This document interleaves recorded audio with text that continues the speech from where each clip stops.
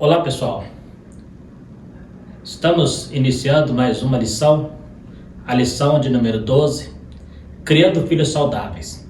Estaremos trabalhando este assunto dentro da perspectiva da família de Jesus.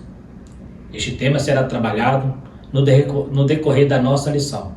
Se você quiser saber um pouco mais sobre esse importante assunto, fique conosco até o final do vídeo para estarmos estudando esta lição.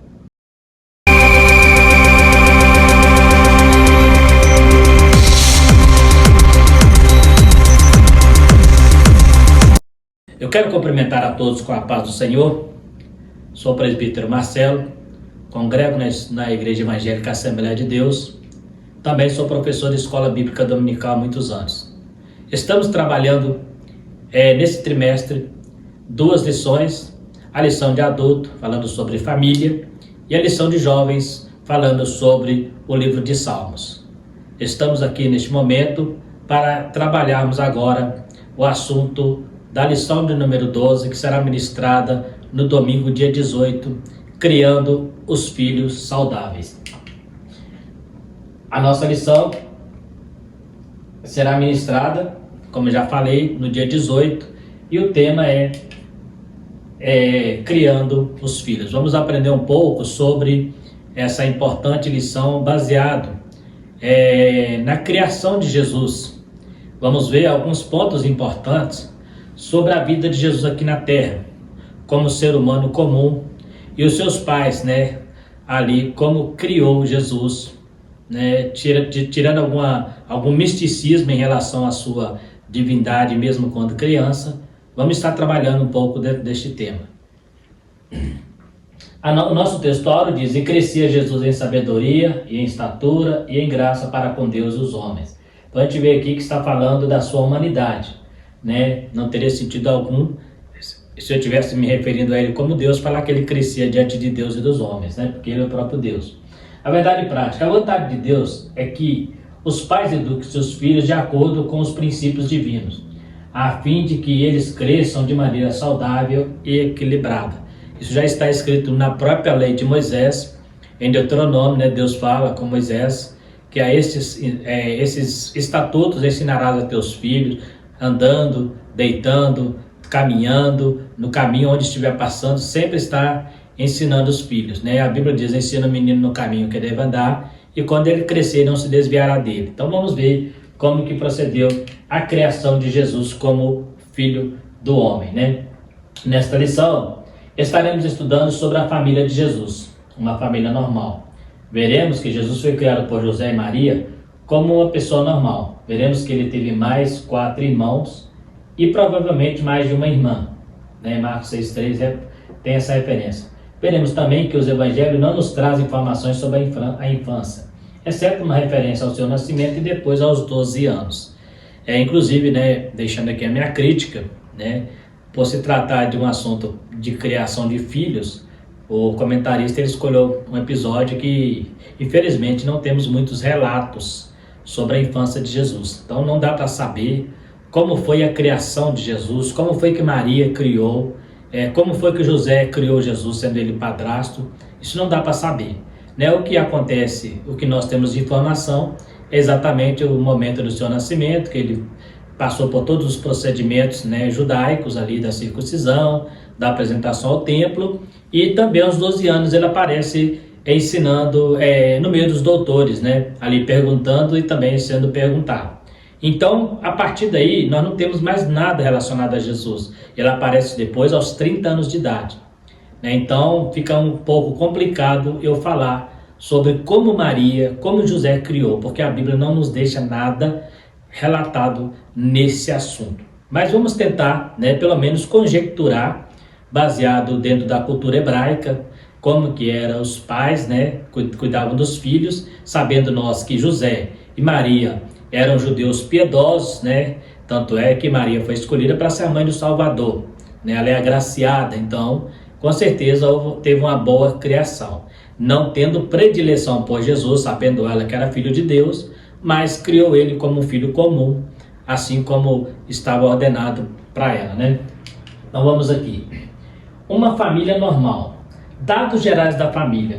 Os pais de Jesus eram da descendência de Davi, embora a genealogia que é apresentada está relacionada a José. No entender do texto, Maria era prima de Isabel e esta era da tribo de Levi. Lucas 1,5. As duas genealogias citadas nos livros de Mateus 1, versículo 1 a 16, e Lucas 3, versículos 23 a 38, mostram a linhagem de José. E então Jesus era da tribo de Judá por causa de José. Aqui existe uma polêmica, né? Eu não quero aqui polemizar, mas você pode depois pesquisar, porque quando falamos da linhagem, né, nós sabemos que Jesus ele é da tribo de Judá. E segundo o costume hebraico, a linhagem sempre seguia a paternidade e não a maternidade. Tanto é que você não vê na genealogia a sequência do nascimento das mulheres, sempre era para os primogênitos. Então Jesus, ele herdou a sua nacionalidade, digamos assim, da tribo de Judá por causa de José. Então ele pertencia a essa tribo. Mas se voltando para Maria, né, aqui existe uma polêmica, depois você pode pesquisar. As duas genealogias que conta sobre o nascimento de Jesus, todas as duas, elas relatam a genealogia de José, não é a genealogia de Maria. Elas terminam assim: e de Eli nasceu José, casou com Maria, da qual nasceu o Salvador. Então a genealogia para José e aí aparece a Maria.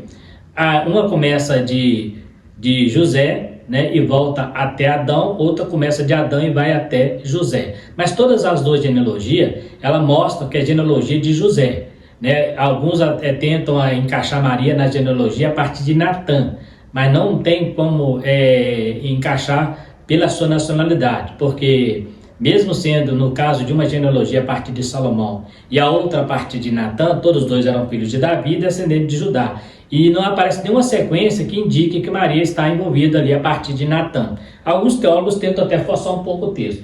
Mas eu quero mostrar para você uma coisa. Se você pegar o texto de Lucas, capítulo 1, versículo 5, a Bíblia diz que Zacarias era da tribo de Levi e ele casou com uma mulher da tribo de Arão, né? Bem claro lá o texto, né? Das filhas de Arão. E Maria era prima desta mulher. Então, se ela era prima, como pode ela sendo prima se ela fosse de outra tribo? Alguns textos diz parente, né? Só que se eu fosse pegar parente, eu poderia então falar também que José também era parente, porque é um nome genérico, mas primo era muito mais próximo. Às vezes, quando se falava irmão, né? Quando Abraão fala, por exemplo, para Ló, né, não é bom que nossos pastores brigam, porque irmãos somos. Observa que Ló era sobrinho de Abraão, então termo mais genérico. Agora primo é mais próximo, então tudo indica que Maria era da tribo de Levi, só que a genealogia ela recai sobre José. Como Jesus não tem nacionalidade humana, podemos dizer assim, porque ele foi gerado pelo Espírito Santo, Maria foi só um invólucro, vamos dizer assim, para que ele nascesse, né, foi só o útero, né, não houve ali participação humana, então ele tem a sua natureza humana por causa de Maria. Agora, quando se trata da sua natureza, no caso de Judá, ele herdou isso do padrasto José. As duas genealogias você pode tentar ali procurar, que você não vai conseguir encaixar Maria dentro daquela genealogia. E se você pegar aqui que ela era prima de Isabel, então os pais delas eram irmãos, né? Então provavelmente por causa disso ela pertencia, né, se era irmão, as tribos de Levi, elas mantinham mais sem mistura. Maria casou com José, então ela passa a ser da tribo de Judá por causa de José, ainda que o sangue que corresse nas veias dela fosse sangue de Levi. Então ela era da tribo de Judá porque ela casou com José. Então quando a mulher casava, o que prevalecia era a nacionalidade do homem. Só para ficar claro esse texto aí. Então mas é um assunto muito polêmico, existe muita divergência, teólogos mais antigos, né, escritores mais antigos defendem essa ideia de que há como encaixar, né, mas os mais modernos hoje discordam da ideia, né, mas só para efeito de estudo mesmo. De uma certa forma sabemos que Jesus é o leão da tribo de Judá, né, e o seu pai, padrasto ali, José, era dessa tribo, então ele herdou essa nacionalidade por causa dessa linhagem. Então ele vem da linhagem de Davi por causa de José. Observe que a genealogia fala que José veio da linhagem de Davi. Os filhos de José e Maria depois de Jesus. Jesus era o primogênito de Maria. Depois ela teve mais 4 filhos, Tiago, José, Judas, Simão e mais de uma irmã, segundo o texto. Segundo o apócrifo, da infância de Jesus, foram 2, chamadas Lisa e Lídia. É lógico que o apócrifo é duvidoso, mas quando se trata de histórias, algumas coisas podem ser, sim, verídicas, né? Mas é um pouco duvidoso, então não dá para afirmar que realmente seriam 2 irmãs e que seriam esses nomes. Só que atribui a outra esposa e não a Maria. Seus irmãos não só aceitaram depois da ressurreição, seus irmãos só o aceitaram depois da ressurreição. Um deles se tornou líder em Jerusalém, que é o Tiago, e o mesmo Tiago e Judas escreveu uma epístola. Então, a gente vê que antes de Jesus ressuscitar, os próprios irmãos mandou que ele saísse de Nazaré, assim, porque profeta não tem na sua cidade. Então, eles não criam, né, em Jesus. E isso fica bem claro no texto, só depois da sua ressurreição que eles se convertem, né? Não foram apóstolos de Jesus, mas nós temos pelo menos 2 deles que aparecem. O Tiago, que se tornou um dos líderes da igreja de Jerusalém, participa inclusive do primeiro concílio em Atos 15, e Judas, né, que escreveu uma epístola, né? Judas, irmão do Senhor.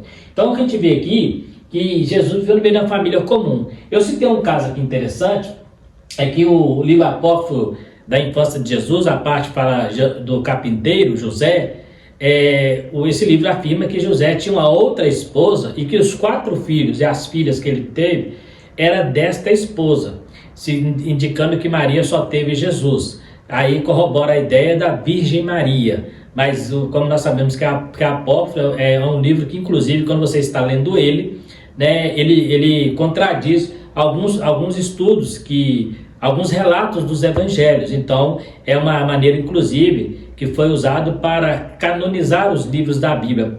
Aqueles que houvesse divergência não entravam no cânon. Por isso, o livro apócrifo ele não entra. Se você ler, há muitos textos, já li, né, uma boa parte desse livro A Infância de Jesus.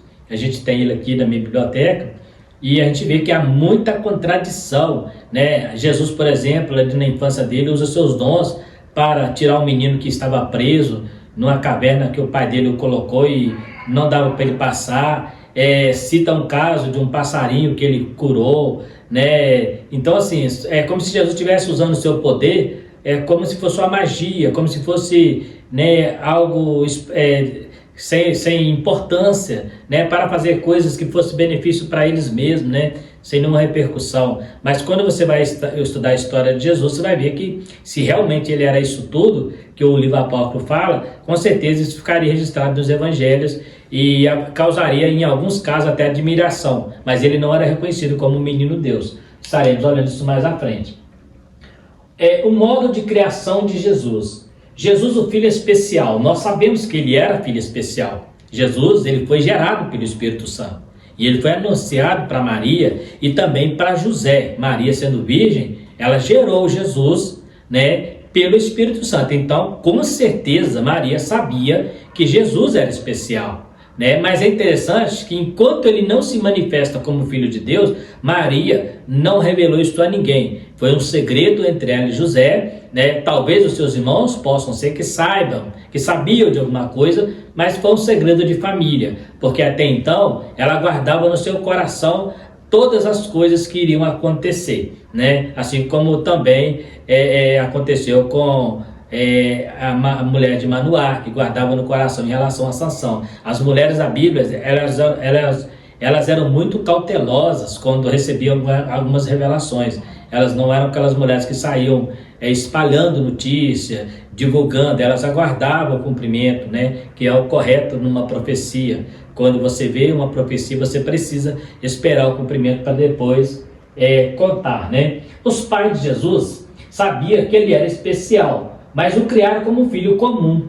Não houve nenhuma predileção em relação aos demais, ou seja, ele não era melhor, ele não foi tratado melhor do que o Tiago, do que o Judas, do que o José, do que o Simão, do que as suas irmãs. Não, ele foi criado na mesma proporção, né, com os mesmos direitos e deveres. Jesus foi tratado, né, imagina, né, a gente não consegue talvez imaginar Jesus, por exemplo, Maria tendo que trocar a fralda, né, olhando se ele estava com febre, aquela criança indefesa, né? A gente não consegue muitas vezes, a gente só vê Jesus ali na manjedoura e depois já consegue imaginar ele aos 12 anos, depois só aos 30. Mas a sua infância, Jesus brincando com os demais meninos, né? Quem sabe caindo e se machucando, né? E correndo para o colo de Maria, para que Maria curasse as suas feridas, né? Chorando, né? A gente não, a Bíblia não fala, então a gente entende que isso aconteceu naturalmente como qualquer criança. Jesus, ele era especial como filho de Deus, mas até ele manifestar no seu ministério, ele era uma pessoa normal.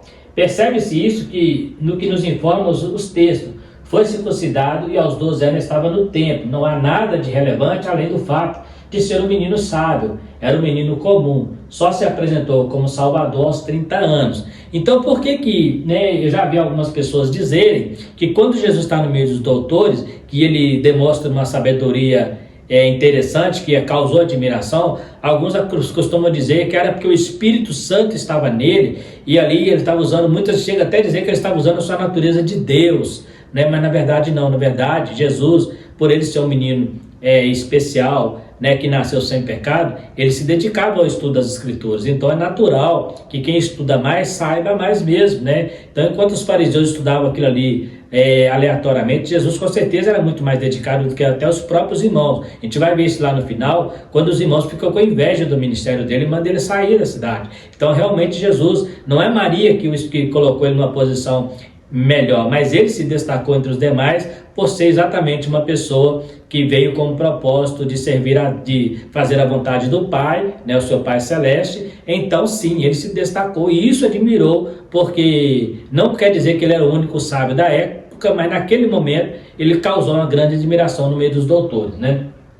Então nós vemos aí que ele aparece lá aos 12 anos e depois só aos 30 anos que ele volta ali no Rio Jordão para ser batizado por João Batista, né? A infância de Jesus. A Bíblia não nos informa em relação à infância de Jesus, a não ser o nascimento e sua apresentação no templo.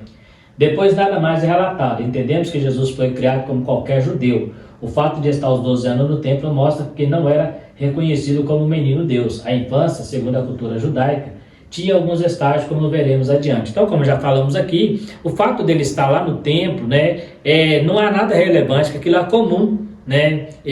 Os meninos, né, aos 12 anos, ser levado ao templo. Com certeza os demais irmãos dele também estavam ali. Só que quando eles vão embora, eles acaba a festa ali, a Bíblia diz que Jesus, ele entra no templo e começa a conversar com os doutores, né? E enquanto talvez os outros filhos estavam lá com Maria e José, já Jesus ficou para trás. E ela achou que ele estava no meio dos parentes, porque naquela época era muito comum as pessoas andarem em bandos, devido ao problema de assaltos, né?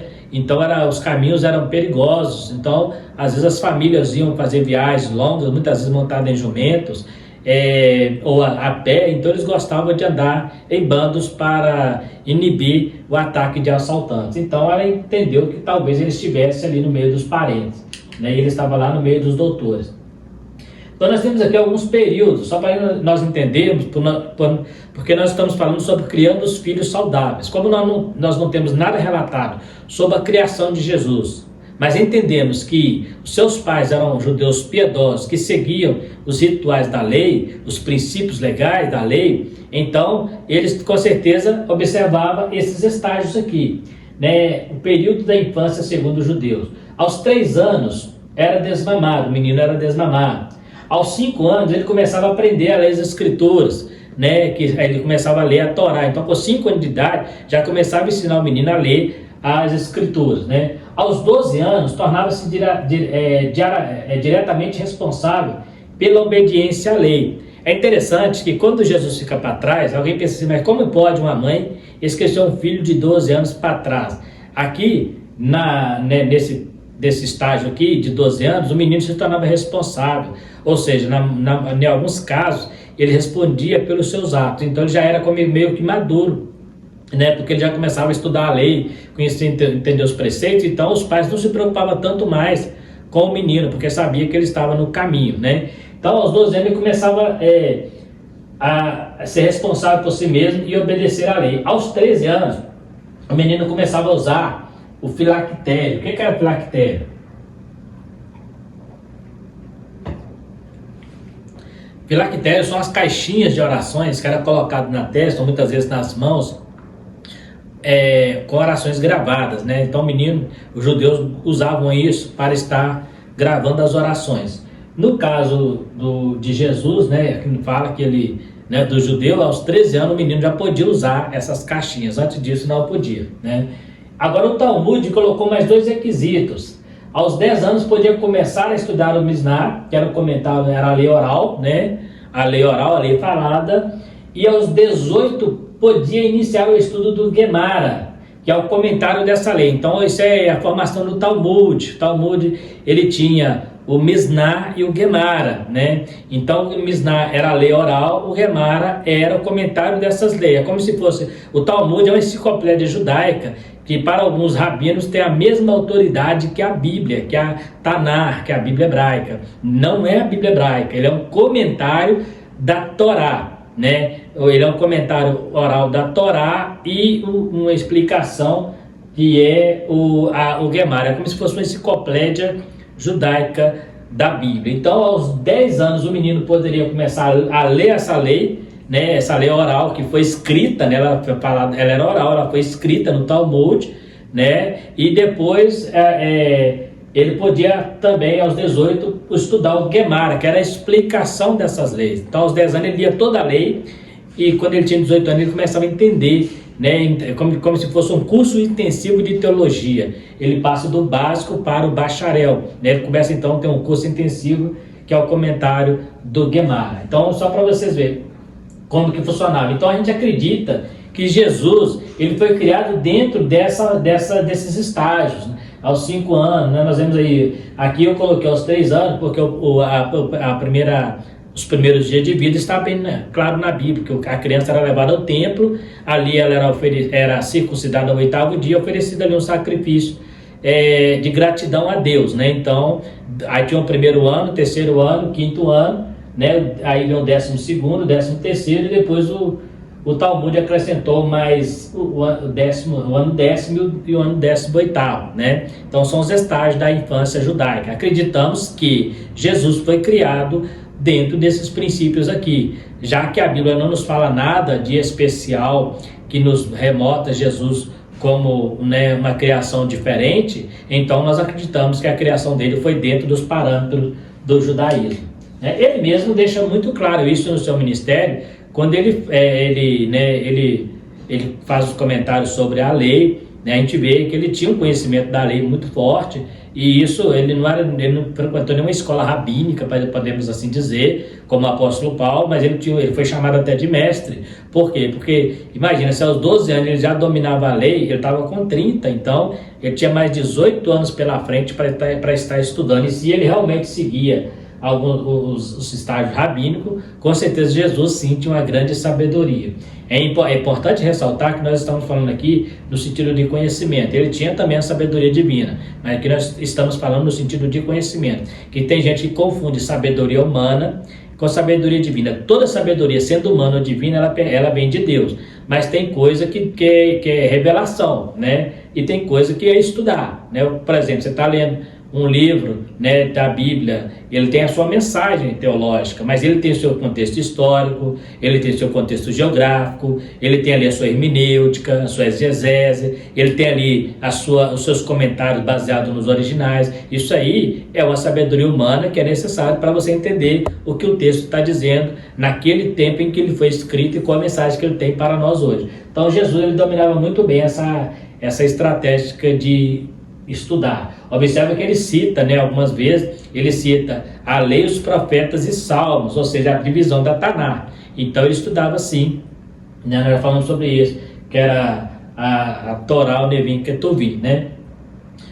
A adolescência de Jesus. O livro de Lucas nos mostra Jesus no templo, no meio dos doutores. O fato de os pais deixarem para trás não caracteriza irresponsabilidade, pois nessa idade, como já comentado, a criança adquiria responsabilidade e obediência à lei. Os pais acreditavam que podia estar entre os parentes, pois nessa época as pessoas andavam em bando para evitar ataque de salteadores, nós já comentamos aqui. Então, não é que eles foram irresponsáveis, né? A juventude de Jesus. Entre a adolescência e a juventude de Jesus, é provável que seu pai adotivo tenha falecido, e com isso, como era de costume, o filho mais velho assumiu a responsabilidade de cuidar da família. Segundo a tradição, ele morreu como José morreu com uma enfermidade, e já bem idoso, né? Chega a dizer 110 anos. O que tudo indica que Jesus cuidava da família. Quando estava morrendo, passa a responsabilidade, e quando ele estava morrendo, ele passa a responsabilidade para o seu discípulo amado. Então observa que, né, no livro de Contar a Infância de Jesus, tem uma parte também chamada O Carpinteiro, né, a história do carpinteiro José, conta que Jesus, ele mesmo contando a história segundo o livro, que ele começa a contar ali para o discípulo Monte das Oliveiras, e ele fala que o seu pai adoeceu da enfermidade muito forte, que ele sentia muitas dores, e que ele presenciou ali o sofrimento do seu pai, até que seu pai veio a falecer, né, já com uma idade também bastante avançada. Então, automaticamente, ele passa a responsabilidade para o filho mais velho cuidar da casa. Quando Jesus está morrendo no Calvário, ele passa essa responsabilidade para João. Não se sabe por que ele não falou para os irmãos, talvez pelo fato de eles nem estarem ali, não acreditavam no ministério de Jesus. Então o que estava ali era João, o seu discípulo amado, e ele, é como se ele dissesse: cuida da minha mãe para mim, isso aí, cuida como se fosse a tua mãe. Então, observa que era o cuidado que ele tinha, ele transfere, então mostra que ele cuidava da mãe dele, né? E ele se destaca muito no ministério, né? Os irmãos de Jesus aparecem poucas vezes, mas Jesus sempre, Maria fala lá no casamento, ela conversa com ele, então ele era muito mais próximo de Maria, talvez sendo ele o primeiro, ele era o que cuidava dela mesmo na viuvez, né? E igual eu falei, o livro do Carpinteiro, né, da infância de Jesus, fala que José, ele era casado, e os filhos que ele teve era com outra esposa, como se ele fosse viúvo e casado com Maria, mas isso não é verdade. Agora sim, ele morre, aí Maria fica viúva, né, provavelmente, e aí ele lança então a responsabilidade sobre João: estou morrendo, mas cuida da minha mãe. E fala: mulher, eis aí teu filho, eis aí a tua mãe. Passa a responsabilidade para João, né? Jesus crescia em estatura, então nós vemos que ele cresceu em sabedoria. Por que eu estou dizendo que a sabedoria aqui não é a sabedoria divina, aquela coisa, aquele dom ministerial, né? Aquele dom espiritual que dá sabedoria? É uma sabedoria que ele alcançou devido à sua dedicação. Ele crescia nessa sabedoria, porque ele era uma pessoa dedicada. Lógico que o Espírito Santo corroborava com a ideia, mas eu posso ter uma sabedoria, através do Espírito Santo, ele me mostrar o caminho das pedras, mas eu tenho que ir lá buscá-las, né? Então, ele crescia também em estatura. Então, nós estamos falando aqui da sua natureza humana. Aqui fala do conhecimento, do crescimento de Jesus como um judeu comum, como qualquer ser humano. Jesus não pulou nenhuma etapa das fases de desenvolvimento.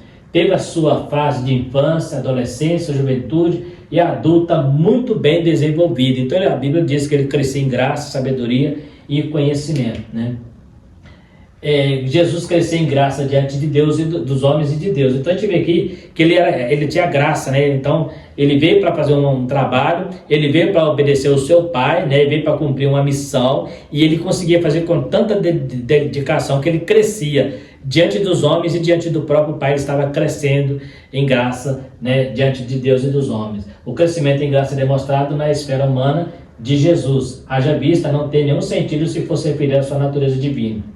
Na condição de humano, Cristo era totalmente dependente do Pai. Jesus tinha união hipostática, mas o seu ministério era exercido na natureza humana. A doutrina hipostática é uma referência às duas naturezas de Jesus, a divina e a humana. É bom ressaltar que enquanto Jesus esteve no seu ministério terreno, ele não utilizou a sua natureza divina. Tudo o que ele fez foi dentro da sua natureza humana, ajudado pelo Espírito Santo.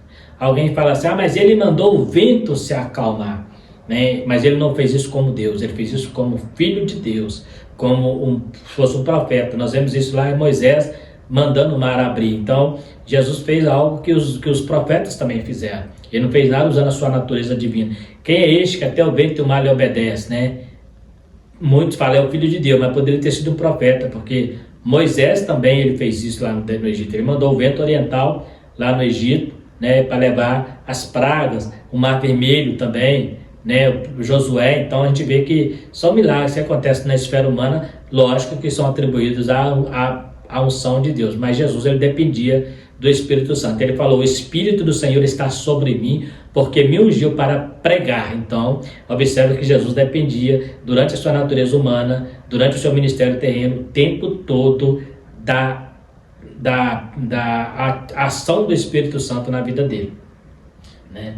Isso não diminui como Deus. Ele tinha sim sua natureza divina, mas ela não estava em evidência no momento do seu ministério terreno. Lições importantes. Mesmo a Bíblia não trazendo relatos sobre a criação de Jesus, subentende-se que enquanto o filho de Maria era obediente a seus pais, e seus pais, como bons judeus que eram, o criou na doutrina, sendo circuncidado e levado ao templo por ocasião das festas judaicas. Como já foi dito, Jesus era tratado como os demais filhos, sem nenhuma preferência por ser especial. Então Maria não tinha nenhuma preferência. Para ela não tinha 4 filhos, 2 filhas e mais um filho. Ela tinha 7 filhos, se considerar que ela tinha mais 2 filhas. Então não tinha nenhuma preferência. Ela criou ele igual criava os outros, né? Se comprou um brinquedo para um, comprava para todos. Se não pudesse comprar para um, não comprava só para Jesus, né? Então ela não tinha nenhuma predileção. Em momento algum você vai encontrar na Bíblia isso ficando claro, de que ela tinha essa preferência por Jesus, por ele ser especial. Então até os 30 anos Jesus foi criado como uma pessoa comum. Ela sabia lá no seu coração que ele era especial, mas ela não colocava ele acima dos seus irmãos, como nós vimos lá, por exemplo, na família de Jacó, quando ele coloca José acima dos irmãos por ser filho de Raquel, e depois coloca Benjamim por ser também o caçulo de Raquel acima dos irmãos. Isso causou um grande prejuízo. Inclusive ali a gente vê um exemplo muito grande de criação de filhos, né? Jacó, ele teve esse problema de criar filhos. Ele trouxe preferência para um, para outro. Ele teve filho dele, por exemplo, que profanou, né, o leito dele, né, que é Rúben, né? Então assim, nós temos o caso de Noé também, que teve ali o problema do filho dele, que viu ele nu, ao invés de cobri-lo. Os históricos, os estudiosos dizem que zombou de Noé ainda. Então a gente vê que, né, até igual eu falei aqui no início, essa lição, se eu julgasse ela no Velho Testamento, igual nós estávamos dentro da ótica do Velho Testamento, eu acharia muito mais fácil nós acharmos exemplos de criação de filhos saudáveis, né? Como Ana, por exemplo, que levou Samuel, entregou ao templo, né? Porque no Novo Testamento a Bíblia não trabalha muito sobre essa questão histórica de famílias, né, de patriarcas. A Bíblia trabalha mais da mensagem mesmo. Então ela tem ali as doutrinas, mas ela trabalha mais a mensagem. Então não mostra ali a infância de Paulo, não mostra a infância dos apóstolos, não mostra a infância de praticamente ninguém ali, nem a de Jesus, né? Só no início ali, João Batista, por exemplo, ele aparece na sua infância e depois só aos 30 anos pregando. Então assim, ninguém sabe o que aconteceu nesse período. O Novo Testamento ele não teve essa preocupação, porque ele veio para trazer uma mensagem fechada, concluindo o Velho Testamento. Já no Velho Testamento, nós temos alguns casos de alguns reis, por exemplo, Josias começou a reinar com 8 anos, né? A gente vê ali a infância sendo cuidado. Então, no Velho Testamento nós teríamos mais condição de trazer um assunto sobre criação de filhos. Mas tudo bem, né? Dá para a gente entender dentro da cultura hebraica. Se eu sair da cultura hebraica, eu não tenho nada a dizer. Eu não posso falar assim, Maria criou Jesus diferente. Eu não posso dizer, Maria criou Jesus como especial. Eu não posso dizer que Maria criou Jesus como criou os demais irmãos, porque eu não tenho nada informado, a não ser o que a cultura hebraica nos informa. Nesta lição aprendemos sobre a família terrena de Jesus, a dedicação de seus pais em criá-lo e sua obediência como filho. Aprendemos que José e Maria foram bons pais para Jesus, e mesmo sabendo que era filho de Deus, guardava isso em segredo, até o dia em que ele se manifestasse como o Cordeiro de Deus. Então, entende que até os 30 anos, né, se alguém perguntasse para Maria quem era Jesus, é meu filho mais velho, é meu primogênito, né? Talvez ela nem fazia questão de falar que ele nasceu de um milagre, né? Porque nasceu sendo ela virgem, né? Talvez isso ficou até entre ela e José, porque José diz a Bíblia que ele tentou largar ela secretamente para não defamá-la. Deus interviu ali, falou, não, o que está gerado nela é do Espírito Santo, receba ela como tua mulher, né? Então, não, com certeza, com o passar do tempo, esse nascimento virginal de Jesus ali, né, em Maria sendo virgem, né, e concebê-lo, provavelmente não foi assuntos comentados, não foi nada que eles ficaram ali o tempo todo batendo na tecla sobre esse assunto. Parece que ficou ali no esquecimento até que ele se manifestasse como Cordeiro de Deus. Então a gente vê aí que, baseado no que nós sabemos um pouco da cultura, e como judeus piedosos que Maria e José eram, com certeza criaram ele como para ser um bom menino, né, para ser um bom filho. E é interessante entendermos que se eles não fossem bons pais, Jesus, né, Deus jamais teria os escolhido para que fosse o canal de Jesus para entrar neste mundo, para Jesus entrar neste mundo, né, escolher Maria. Conta a história que naquela época muitas mulheres esperavam ser a mãe, né, do Messias. Então Maria foi agraciada, né, e se ela foi agraciada porque ela achou graça diante de Deus, né?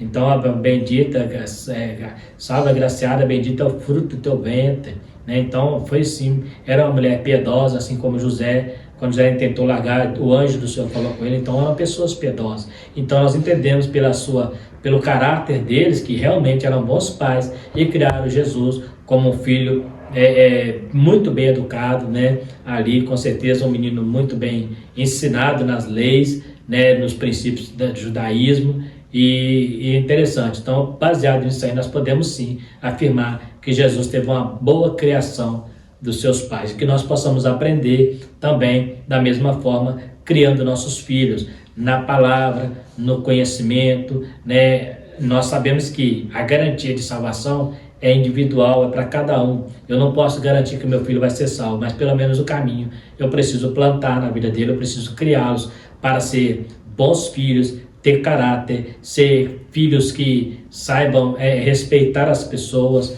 né? Filhos que saibam, que tenham moral, que são trabalhadores, né? Buscando ao Senhor, dignos de viver, né? Então a gente precisa criar nos nossos filhos, moldá-los para este mundo. Este mundo é tão cruel, né? O mundo fica deturpando direitos da família, o mundo fica deturpando princípios cristãos, fica colocando o errado como certo e o certo como errado. Então a gente precisa ter esse cuidado. E nesse contexto, nós, os pais cristãos que temos a palavra, temos o verdadeiro princípio do ensinamento moral, precisamos sim ensinar nossos filhos para que possamos cada dia criarmos filhos saudáveis e futuramente uma geração saudável. Porque se eu tenho um filho saudável hoje, amanhã ele será para parte de uma geração saudável, né? Quantos pais têm falhado nisso e têm lamentado o resto da vida? Outros têm feito, mas não têm surtido efeito, porque o livre-arbítrio também é contado. Você cria o filho na sua melhor maneira, mas depois ele escolhe o caminho dele.